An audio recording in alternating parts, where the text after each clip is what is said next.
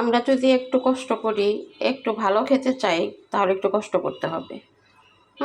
কষ্ট না করলে কোনো কিছুরই ভালো হয় না, রেজাল্ট ভালো হয় না। তো এই যে দেখেন, আমি সেদিন যে সসগুলো আনলাম, আপনারা কে কে আমার মতো করেন জানি না। এই যে দেখেন, আমি এখানে এই সসগুলা করলাম, ধুইছি, শুকাইছি আলাদা আলাদা করে, আবার ভাজলামও আলাদা আলাদা করে। এখানে 4 ধরনের সস আছে, আপনার ধনিয়া, তারপরে মিষ্টি, তারপরে মিষ্টি সস, তারপরে হলো রাঁধুনি সস, জিরা। এই 4টা একসঙ্গে করে আমি এখন ব্লেন্ডার করব। সেদিন একটু করছিলাম, এই দেখেন কী যে ফ্লেভার, আপনাদের মানে কি বলবো। আর এই যে দেখেন, কী যে সুন্দর ফ্লেভার, মানে সেটা বলার মতো না। এটা তরকারির টেস্টটাই আপনার অন্যরকম করে দিবে।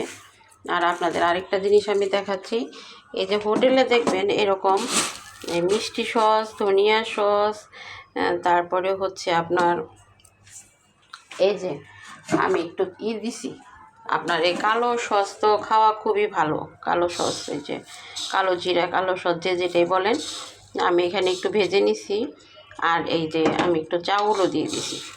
এটা খাওয়ার পরে বুঝছেন, এটা একটু মুখে দিলে হ্যাপি লাগে।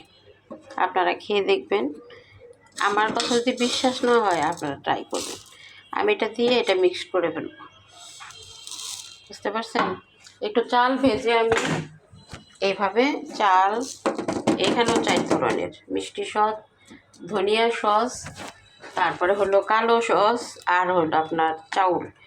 এটা আমি এভাবে দিয়ে এটা আমি মিক্সড করে ফেলি। মিক্স করা শেষ। খাওয়ার পর অনেক সময় দেখবেন যে মুখটা ভালো লাগে না। আমরা যারা পান খাই না, অনেক সময় দেখা যায় যে দারুচিনি মুখে দেই, এটা দিই, সুপারি মুখে দিই। সেটা না দিয়ে এই যে এটা আপনার কালো সসের অনেক গুণাগুণ, এটা সবাই জানেন, এটা নতুন করে বলার কিছু নেই।